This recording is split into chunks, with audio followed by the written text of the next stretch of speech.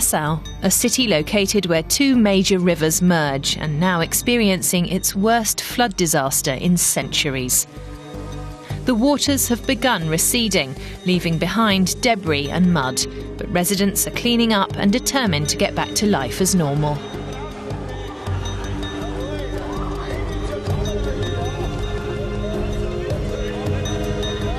Rubber boots are essential equipment here. Helpers have to trudge through water and mud. Those without boots create makeshift ones. This volunteer has turned a sturdy plastic bag into protective gear. She says all you need to do is tie it around your foot and then around your leg, and that'll keep the mud out. I asked if it works. He says yesterday it held for 3 or 4 hours, but today he's tied the bags a little tighter. At this office at Passau University, Carolina Oberländer is coordinating student volunteer efforts. The students are organised and doing what they can. It's nice, she says, that Passau residents see that we're not all lazy students. We also roll up our sleeves. We're residents too. We want life to get back to normal. Students have proven ready to lend a hand. 2,000 to 3,000 are helping out every day in Passau. One of the volunteers sent to the banks of the Inn River is Barbara Graf, who's studying to become a teacher. We're lucky our own living quarters aren't affected, she says. Now that the water is gone, it's unbelievable how wrecked and full of mud everything is. But it's uplifting to see everyone helping out. But Passau isn't free of the floodwaters just yet, as I see when I join authorities on patrol. Normally, you would be able to stroll along this promenade here. Now you couldn't even stand on the spot. Bastian Brauver is incredulous.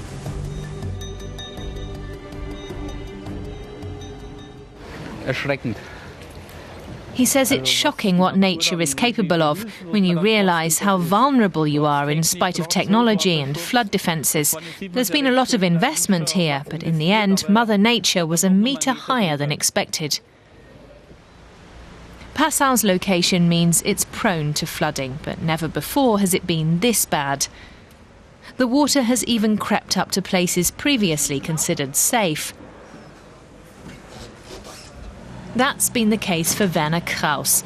He wants to get into his apartment and see just how bad it is, but he can't access it yet. You can't even see the house, he says. It's located down a side street, almost the last house before the spot where the Inn and Danube meet.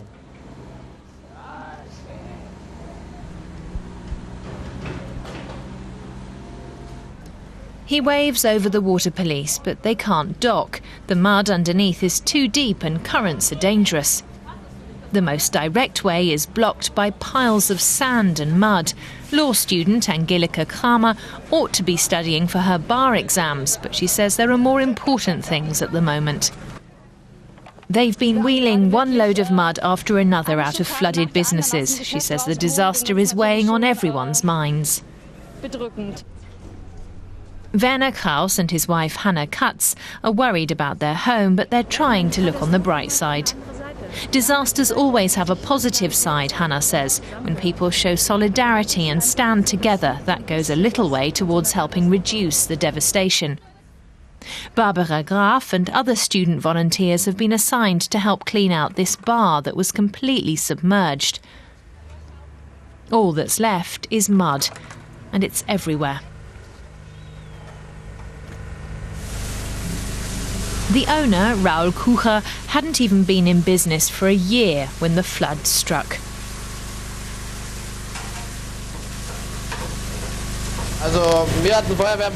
A firefighter once told him you have to fight water with water. The worst part, the mud, is best cleared with more water. The bar was his hope for the future. He invested all his savings and took out a loan. He says without government assistance, he won't be able to pay back the money he still owes the bank. A normal salary wouldn't be enough. Without help, he says he'll be ruined for the next 10 years. The 28-year-old doesn't even want to think about that prospect right now. At the moment, he says he's just grateful that he's not left all alone with the clean-up work. Student volunteer Barbara says Passau is tight-knit. Studying here and taking advantage of the city's offerings, it's only right to show solidarity and help out. Werner Kraus and his wife Hannah Katz want to take stock and get to work. They're still hopeful of getting a ride from the water police. But they're told the mud is nearly 2 meters deep, to the couple's disbelief. The authorities say it could take another 2 days until they're able to reach their home. Werner Kraus says apparently it's impossible until the mud has been cleared, all 1 meter and 80 centimeters of it. The couple are now afraid that their house could be covered in mud too. Werner says that the houses further down towards the river were built for floods, with living quarters elevated above ground level. But theirs is not. They never thought that water could rise so high, so fast. They simply weren't prepared.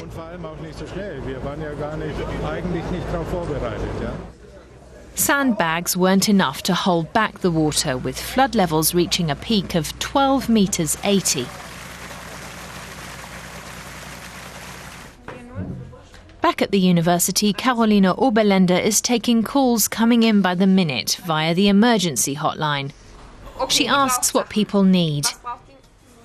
Passau residents have also been using Facebook to announce what help they're looking for or are in a position to give.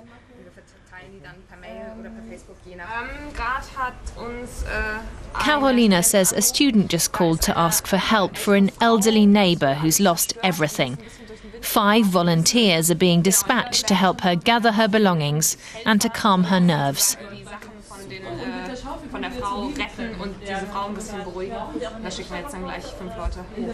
The students' crisis response has proven effective.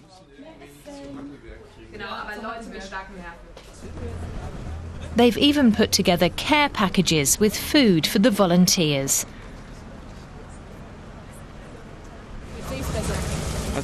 Students say they pack cheese and sausage sandwiches, fruit and sweets, and that it's hopefully enough for the aid workers. The food has been donated by Passau businesses. The care packages are distributed to crews in the city centre. A firefighter expresses surprise at the quality of the students' goodies and adds that everyone's thankful for them.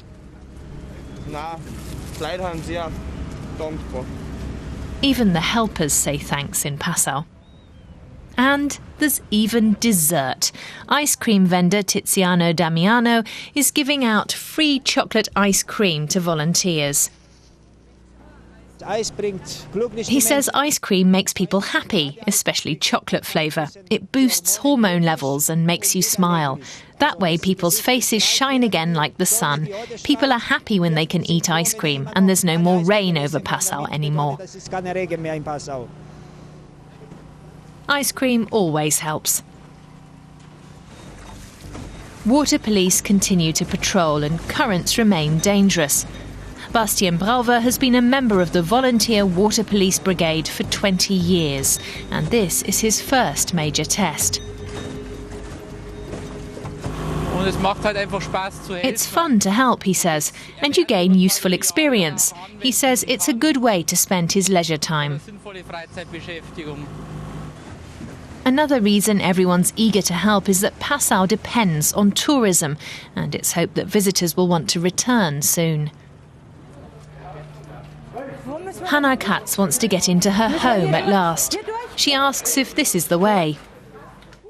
Her husband has already managed to gain entry, supposedly by passing through this house. She can't believe the scenes around her.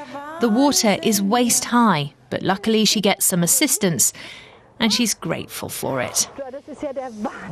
It's unbelievable, she says.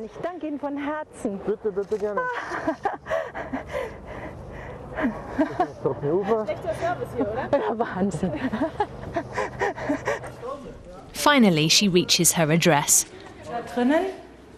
The floors are bending, she exclaims. Again, she simply can't comprehend how high the waters were. But she's relieved that all of her patient files in cabinets above are secure. She has a psychiatry practice upstairs. The floor is ruined, but at least her files have been spared.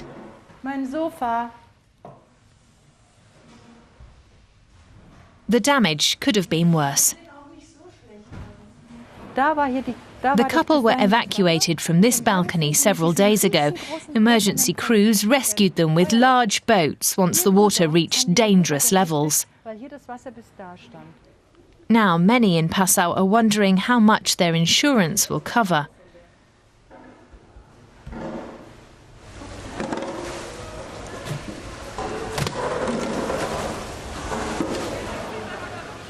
This school gym should be usable again in a matter of days, but first some 35 centimetres of mud have to be cleared. Barbara Graf is one of the volunteers. It's a different job this time, she says. It's hard work, but not impossible. You stay busy. Building custodian Werner Geier is coordinating the 30 volunteer helpers in his gym. As a Passau native, he's lived through a number of floods. This one, he says, has overwhelmed him. Passau hasn't experienced a flood like this in 500 years, but a robust community spirit has also risen to the challenge.